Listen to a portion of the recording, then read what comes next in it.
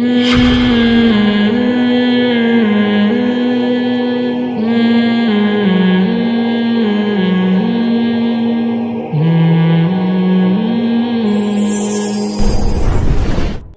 ہے. تو اللہ کہتے ہیں کہ میں نے اتنے دلائل دے دیے ہیں, اب بھی ان کی سمجھ میں نہیں آ رہا. فذرنی, اے محمد صلی اللہ علیہ وسلم آپ ٹینشن نہ لیں, چھوڑ دیں میرے حال پہ, اور مجھے اس کے ساتھ میں نمٹ لوں گا. آپ کا کام ہے تبلیغ, آپ اس کی سمجھ میں نہیں آ رہا کسی اور کو سمجھائیں. ان نفعت الذکریٰ سیذکر من یخشیٰ, جس کے دل میں خوف ہوگا وہ ضرور آپ سے نصیحت حاصل کرے گا. یہ نہیں کہ نصیحت ہی چھوڑ دیں, ان لوگوں پہ چھوڑ دیں جن سے فائدے کی امید نہیں ہے. اچھا, اب قرآن کہتا ہے کہ ان کو میرے حال پہ چھوڑ دیں, میں نمٹتا ہوں, تو اب فوراً سوال پیدا ہوتا ہے کہ اب تو اللہ ان کو پکڑ کے مار دے گا. بالکل ہے بھائی, اب تو اللہ جب نبی کو اور جو بھی قیامت تک دعوت دینے والے لوگ ہیں, حق کی بات کرنے والے لوگ ہیں, گویا اللہ نے ان سے کہہ دیا اب آپ کیا ہو جائیں, سائڈ پہ ہو جائیں, اب میں نمٹوں گا ان سے. تو فوراً ایک خیال آتا ہے نا کہ اب تو اللہ ان کو چھوڑے گا نہیں. اللہ فرماتے ہیں ایسا نہیں ہے کہ میں ان کو پکڑ لوں گا فوراً مار دوں گا, نہ سنستدرجہم, میں ان کو ڈھیل دوں گا. اتنے دلائل قائم کرنے کے بعد بھی سمجھ میں نہیں آ رہا, تو اب میں ان کو کیا دوں گا, ڈھیل. کھاؤ پیو موج مستی کرو, کوئی بات نہیں, کیونکہ دنیا دار الامتحان ہے, دار الجزا نہیں ہے. جیسے آپ ایگزامینیشن ہال میں بیٹھے ہو, پیپر حل ہی نہیں کر رہے, ایگزامینر آپ کے کان میں آ کے کہتا ہے بھائی کیا کر رہا ہے یار, آپ کو شاید بھول گئے ہوگے, پیپر کا ٹائم شروع نہیں ہوا, وہ سمجھتا ہے شاید غلط فہمی ہوئی, یاد دہانی کرائے گا بھائی ٹائم شروع ہو گیا پیپر, اگر آپ کو پیپر نہیں ملا تو میں لا کے دے دیتا ہوں. وہ اس طرح سے نصیحتیں کرے گا نا. پھر بھی آپ بیٹھے ہو سر پکڑ کے, وہ آ کے کہے گا, پاکستان میں ہوگا تو پھر تو کوئی مسئلہ ہی نہیں ہے, آ کے کہے گا نہیں ہو رہا, حل نہیں ہو رہا, لاؤ 50 روپے تو میں کروا کے لاتا ہوں. یہ تو میں وہاں بتا رہا ہوں, کراچی میں تو شاید ایسا ہی ہوتا ہے, باقی کا مجھے نہیں پتا, سب جگہ ہی ایسے ہو رہا ہے. ٹھیک ہے نا. تو لیکن اگر سچی مچی کا یعنی کوئی صحیح ایماندار ہو تو وہ کیا کرے گا کہ آپ کے پاس آئے گا, آپ سے بولے گا بھائی کیا مسئلہ ہے, شاید آپ کو نہیں پتا کہ ٹائم شروع ہو گیا, بھائی ٹائم شروع ہو گیا, کہہ کے آپ کہیں گے اچھا ٹھیک ہے پتہ چل گیا.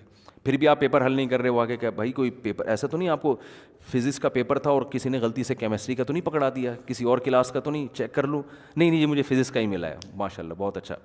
پھر بھی آپ حل نہیں کر رہے, تو پھر وہ آئے گا آپ سے آ کے کہے گا کہ یار کوئی اگر سر میں درد ہے, کوئی مسئلہ ہے تو پیناڈول رکھیے میرے پاس. ہمیں ہدایت ہے کہ اگر کسی کی طبیعت خراب ہو جائے تو فوراً جو دوائیں ہمارے پاس جو ہے نا, جو فوری دوائیں ہوتی ہیں وہ رکھی ہوئی ہمارے پاس. کوئی پیٹ میں درد ہے, کوئی واش روم کا تقاضا ہے تو یہ واش روم ہے, ٹھیک ہے نا, یہاں چلے جاؤ. کوئی بھی مسئلہ ہو بتاؤ, گٹکا چاہیے, پان چاہیے, تو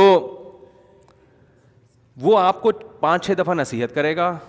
اس کے بعد کہے گا 2-3 دفعہ اور کرے گا, تو کوئی دوسرا جو اس سے سینئر ہوگا بولے گا بھائی تو اس کو چھوڑ دے اپنے حال پہ, اس کو کیا کر, چھوڑ دے.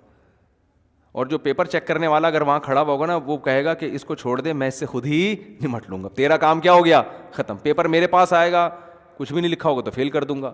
تو اب وہ جو یہ کہے گا نا کہ مجھے اس کے ساتھ چھوڑ دے, تو یہ نہیں ہے کہ چھوڑ دے کا مطلب میں جاؤں گا ابھی پیپر پھاڑوں گا, تھپڑ لگا کے اس ایگزامینیشن ہال سے ٹھڈے مار مار کے باہر نکالوں گا اور اس کو برا بلا کہوں گا ایسی کی تیسی, تو یہ کیا کر رہا ہے, تو ادھر شرم نہیں آتی, تو آیا کیوں ہے جب تیرے کو پرچہ ہی نہیں آتا, اور تو بے وقوف آدمی, اپنے باپ کا بھی پیسہ ضائع کیا, اپنی ماں کا بھی پیسہ ضائع کیا, تو نے ماں کی دعاؤں کی بھی جو ہے نا تو نے قدر نہیں کی. کچھ نہیں کرے گا وہ کہے گا بھائی کوئی اتنی بڑی پرابلم کی بات نہیں ہے, کچھ لوگ پاس ہوتے ہیں, کچھ کیا ہوتے ہیں, فیل ہوتے ہیں. تو ایگزامینر اگر زیادہ فری ہونے کی کوشش کرے گا نا, پھر بھی جا کے سمجھا رہا ہے, تو سینئر کیا کرے گا, بھائی اس کو, آپ کا یہ ہیڈ ایک نہیں ہے, آپ نے اپنا فرض ادا کر لیا, چھوڑ دو اس سے میں خود نمٹ لوں گا. تو یہاں نمٹنے کا مطلب یہ نہیں ہوتا کہ میں ابھی تھپڑ لگانا شروع کر دوں گا اس کو. نمٹنے کا مطلب ہوتا ہے یار تم نے سمجھا دیا, اب ٹینشن نہ لو, پیپر میرے پاس آئے گا, انڈا میں اس میں ڈال دوں گا. جیسے ایک طالب علم نے پرچہ حل کیا, سائنس کا پیپر تھا, استاذ نے سوال پوچھا کہ ثابت کرو کہ دنیا گول ہے. اب بہت طریقوں سے ثابت ہوتا ہے کہ یار سورج مشرق سے نکل کے دوبارہ مشرق میں آ جاتا ہے, اس کا مطلب کیا ہے, بہت سارے طریقے ہیں نا, اس سے پتہ چل رہا ہے یار کچھ ہے, گول ہی لگ رہی ہے اس سے تو, ٹھیک ہے نا. سمندر پہ جب ہم دیکھتے ہیں تو تھوڑا سا ایسی کرو نظر آتی ہے, جہاز سے بھی, تو بہت سارے طریقے, اس کو آتا کچھ تھا نہیں. تو اس نے جواب لکھا کہ چشمہ لگا کے دیکھو تو بھی زمین گول ہے, چشمہ اتار کے دیکھو تب بھی زمین گول ہے. کیونکہ بعض ایگزام جو ممتحن ہے نا, وہ بالش کے حساب سے نمبر دیتے ہیں, ہم جب اسکول میں پڑھتے تھے یہ مشہور تھا, نہیں آتا تو وہ بالش کے حساب سے کہ لکھا کتنا ہے اس نے, ایک بالش کے 50 نمبر, 2 بالش کے, تو وہ پڑھتے ہی نہیں, ان کو آتا بھی نہیں. اور یہ سچی مچی کا واقعہ ہے.